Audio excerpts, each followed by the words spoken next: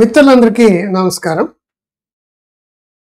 ఇప్పుడు ఎక్కువ మంది ఏదో ఒక భయంతో బాధపడుతూ వెనకబడిపోయే వాళ్ళు ఎక్కువ ఉంటారండి. మనం భయాలు వచ్చినప్పుడు దాని నుంచి బయటపడే ప్రయత్నం చెయ్యం. అలా కంటిన్యూ అయిపోతూ ఉంటాను. ఇప్పుడు నేను చెప్పుకోతే యాక్రోఫోబియా, ఇప్సోఫోబియా అని ఒక పేరున్న జబ్బండి. అది యాక్రోఫోబియా, ఇప్సోఫోబియా అన్నది. ఈ జబ్బున్న వాళ్ళు నాకు కొంతమంది రిచ్ పర్సన్స్ తెలుసండి. ఇప్పుడు మనం నేషనల్ ఎన్ఐఏ ఏదంటారు సారా, ఈ టెర్రరిస్ట్ యాక్టివిటీస్ మీద రీసెర్చ్ చేసే ఒక పెద్ద పోలీస్ డిపార్ట్మెంట్లో మీకు ఈ టెర్రరిజానికి సంబంధించిన దాంట్లో ఉన్న ఆయన మన ఆంధ్ర తెలంగాణలో ఒక రిచెస్ట్ కోచింగ్ సెంటర్ ఓనర్ ఒక ఆయన. వీళ్ళందరూ ఈ టెర్రరిస్ట్ యాక్టివిటీల మీద సిబిసిఐడి దాడులు లాంటివి చేసి వాటి మీద సంబంధించిన ఆయన మీటింగ్లు అన్నీ కూడా 11వ ఫ్లోర్ 15వ ఫ్లోర్ జరుగుతుందండి. భయపడిపోతాడు ఆయన. ఇంకొక ఆయన అయితే మలేషియా కౌలాలంపూర్లో ట్విన్ టవర్స్, ఎదుర్కొంటే దుబాయ్లోని హైయెస్ట్ టవర్స్ 2 ఎక్కడం కోసం ఎన్నోసార్లు వెళ్దామనుకుని వెళ్ళకపోయాడండి. కొంతమంది భక్తులు ఉన్నారండి, ఫైనాన్స్ బిజినెస్ కావచ్చు, మార్కెటింగ్ కావచ్చు, లేదంటే గ్రూప్ 1 ఆఫీసులు అంటారు. వాళ్ళు అన్నవరం దేవస్థానాలు, తిరుమల దేవస్థానాలు, సింహాచలం దేవస్థానాలు ఇటువంటి వెళ్ళాలని కోరుకుంటుందండి. ముఖ్యంగా ఒక హైకోర్టు జడ్జి గారు ఉన్నారు, నా ఓల్డ్ క్లయింట్.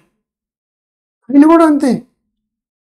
అందరూ కొండలెక్క ఆనందపడుతున్నారు. కైలాసగిరి, లేదంటే వైజాగ్లో కైలాసగిరి, లేకపోతే ఇక్కడ గిట్టలు లాంటివి వెళ్ళినప్పుడు అందరూ కారు మీద వెళ్తుంటే వద్దు వద్దు వద్దు అనేసి చూడండి. ఆయన పెద్ద పవర్ఫుల్ హైకోర్టు జడ్జి అండి. ఆయన లిఫ్ట్లు ఎక్కాలనుకున్నా, మెట్లు ఎక్కాలనుకున్నా, గుళ్ళు గోపురాలకి శిఖరాలకు వెళ్ళాలనుకున్నా చెమట్లు పట్టేసి గుండెదాడు వచ్చేసి, ముఖ్యంగా రాజమండ్రి కాకినాడ బ్రిడ్జిలు కావచ్చు, లేదంటే ఔరా బ్రిడ్జిలు లాంటివి కావచ్చు, కృష్ణా తీరంలో ఉన్న చెప్పేసి గుంటూరుకి విజయవాడకి మధ్యన బ్రిడ్జ్ కావచ్చు, ఆ బ్రిడ్జిలు దాటాలన్నా చెమట్లు పెట్టేసి నేను చచ్చిపోతానని ఫీలింగ్ వచ్చేస్తుంది అనమాట.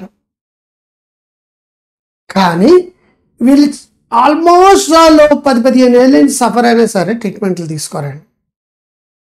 ఎవరు మట్టుకాలు కుటుంబ సభ్యులు ఏమంటారు, అదే అలా భయపడుతూ ఆఫ్టర్ అది పెద్ద విశేషం కాదురా, అదే తగ్గిపోతుంది. ఇదేంటి నువ్వు ఎలా ఉండేవాడురా, నువ్వు వీరుడురా, నువ్వేంటిరా చిన్న చిన్న విషయాలు భయపడుతున్నావు అని చెప్పేసి మనల్ని కొంచెం ఆ మోటివేషన్ లాగా ఉంటుంది. కానీ వీడికి మాత్రం ఆ భయం అయితే తగ్గదండి. ఇటువంటి భయాలు మీకు మీరు తగ్గించుకునే పద్ధతులు నేను చాలాసార్లు చెప్పాను గతంలో.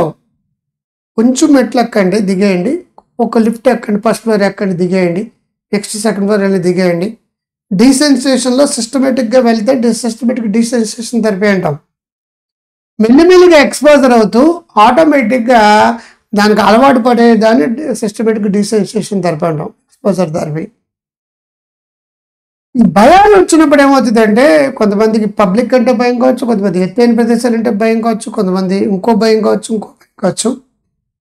విపరీతమైన ప్యానిక్ అయిపోతారు. మరి వీళ్ళకి వీటి వల్ల నష్టం ఏముంటుంది? గ్రోత్ ఉండదు అంతే వాళ్ళకి.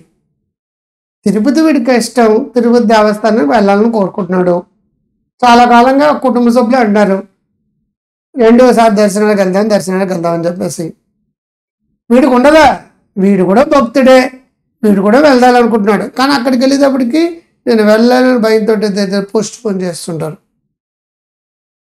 కౌలాలంపూర్లో ట్విన్ టవర్స్ వరల్డ్లో పెద్ద టవర్ అండి. అలాగా ఎంతకంటే పెద్ద టవర్, సింగిల్ టవర్ ఏదైతే ఉందో దుబాయ్లో ఉన్న టవర్ కూడా పెద్దవి.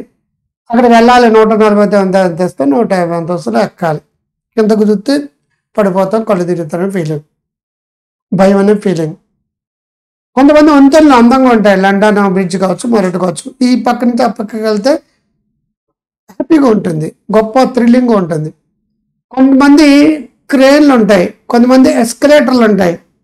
ఈనాడు ఏంటంటే కేబుల్ కార్లు వేస్తున్నారండి. డార్జిలింగ్లో కావచ్చు, కొన్ని రకరకాల ప్లేస్లో, సిక్కింలో కావచ్చు, తర్వాత వైష్ణోదేవి ఆలయంలో కావచ్చు, హరిద్వార్లో కావచ్చు కేబుల్ కార్లు వేస్తున్నారండి. అవన్నీ చూడడానికి బాగుంటాయి కదా. కేబుల్ కార్ నుంచి వెళ్తూ డార్జిలింగ్ కింద చూస్తే ఎంత బాగుంటుంది చెప్పండి. సిక్కింలో కావచ్చు, ఇటువంటి చోట్ల కేబుల్ కార్లో సింగపూర్లో కానీ లేదంటే థాయిలాండ్లో కానీ హో థాయిలాండ్ అని చెప్పేసి ఒకటి ఉంది. బ్రహ్మాండంగా ఉంటుందండి థాయిలాండ్లో. ఎక్కడో పైకి తీసుకెళ్ళిపోతాడు. ఇవన్నీ చూడాలని మీకు ఉంది, చూడలేరు, భయకంపితులైపోతారు. మీలో మీరు భయపడితే ఎంతకాలం కూర్చుంటే అంతకాలం ఆ జబ్బు అలాగ ఉంటుందండి. దాని నుంచి బయటపడడానికి ప్రొఫెషనల్ హెల్ప్ తీసుకోవాలి. ప్రొఫెషనల్ హెల్ప్ తీసుకోకుండా ఉండాలంటే ఇందాక చెప్పిన ప్రకారం కొంచెం వెళ్ళాలి, ఎక్స్పోజ్ అవ్వాలి, భయాలు టెన్షన్స్ వస్తాయి, రిలాక్సేషన్ ప్రాక్టీస్ చేయాలి, స్కానింగ్ మెథడ్ చేసుకోవాలి, భయం పెంచుకోవాలి తగ్గించుకోవాలి, భయం పెంచుకోవాలి తగ్గించుకోవాలి, రోజు ఎక్స్పోజ్ అవుతూ ఉండాలి. కొన్ని రోజులు అయ్యేటికి భయం తగ్గిపోతుంది, నెంబర్ 1. నెంబర్ 2, గ్రీకు వీరుడు నా రాకుమారులా మీరు ఉండగలుగుతారు. లేదంటే థెరపీలు, కౌన్సిలింగ్ తీసుకోవాలి. అవసరమైతే సైకాట్రిక్ మందులు కూడా కొంతమంది వాడుకోవాల్సి వస్తుంది. 2 కాంబినేషన్ అవసరం అవుతుంది. మీకు ఆనందం, జీవితంలో పురోగతి, ఎత్తైన ప్రదర్శనతో మీ కెరీర్ ముడిపడి ఉంటే ఆ ఎత్తైన భయం పోగొట్టుకున్నప్పుడే మీరు ఎత్తు ఎదగగలుగుతారు. నిరంతరం భయపడుతూ నేను వీడను నేను అంటే అది ఆటోమేటిక్గా దానికి అది తగ్గేది కాదు. నువ్వు ఎంతకాలం భయపడితే అంతకాలం నిన్ను భయపెట్టిస్తూనే ఉండేదే ఫోబియా. సో ఈ భయాల నుంచి బయటపడండి. హెచ్ఐవి ఫోబియా కావచ్చు, పబ్లిక్ అంటే భయం కావచ్చు, మైక్ అంటే భయం కావచ్చు. ఈ భయాలు ఎంతకాలం మీకు ఉన్నాయో అంతకాలం మీరు ఆనందంగా, సంతోషంగా, ఆరోగ్యంగా ఉండలేరు. మీరు సక్సెస్ ఈ లెవెల్లోనే ఉంటుంది. ఈ లెవెల్ సక్సెస్ అయ్యే శక్తి మీకు ఉంది, కానీ ఇంతలోనే ఉండిపోతారు. సో మీకు బయటపడాలనుకుంటే ఇటువంటి భయాలు ఉన్నవాళ్ళు కానీ, నిఫ్టోఫోబియా, చీకటంటే భయం కావచ్చు, క్లాస్ట్రోఫోబియా, మూసి ఉన్న గదులంటే భయం కావచ్చు, ఎస్కలేటర్ అంటే భయం, లిఫ్ట్లు అంటే భయం, హైట్లు అంటే భయం, పబ్లిక్ అంటే భయం, బాగా బహిరంగ ప్రదేశాలంటే భయం, ఏ భయాలు ఉన్నా సరే మేమున్నా ఐఎమ్ దేర్, నేను తగ్గిస్తాను. కింద నంబర్కి మెసేజ్ పెట్టి కన్సల్ట్ చేసి కౌన్సిలింగ్స్, థెరపీస్లో జాయిన్ అవ్వండి. మీరు హ్యాపీగా ఉంటారు. లేదంటే ఇందాక చెప్పిన టెక్నిక్స్ పాటించండి.